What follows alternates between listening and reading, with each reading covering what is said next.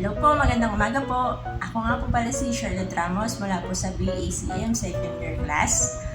At ang gagawin ko po ay ang gawain po namin para po sa masiling na paghahayag. At ang pangalan po nito ay power drink. Sa paggawa po ng power drink, kailangan po natin ng combination ng prutas at gulay. So, ang napili ko pong combination para sa aking power drink ay ang combination po ng cucumber at banana. At simulan na po natin ang paggawa po ng ating project.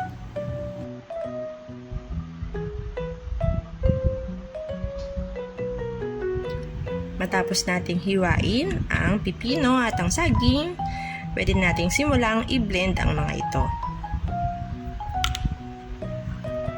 Ayan, kakamayin ko na siya. Kasi yung isang kamay ko, hawak ko yung camera. So, dahil ako naman ang iinom, pwede ko na siyang kamayin. Sa paggawa nga po pala nito, pwede nating hindi haluan ng gatas or ng sugar. Depende sa gusto nyong lasa. Yung mga nauna kong gawa, hindi ko siya hinahaluan ng gatas. Pero parang gusto ko kasing maranasan matikman yung may gatas naman. So, lalagyan natin siya ng gatas.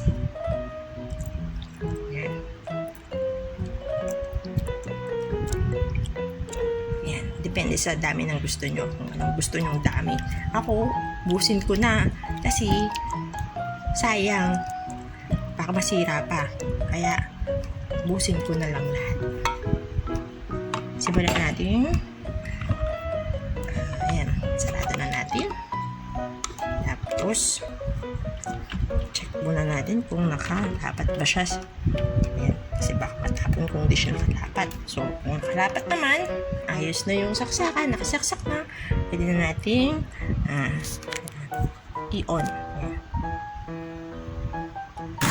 Ayan. Ayan. Tapos na nating i-blend ang pipino at ang saging. So, simulan na nating tikman para malaman natin yung lasa.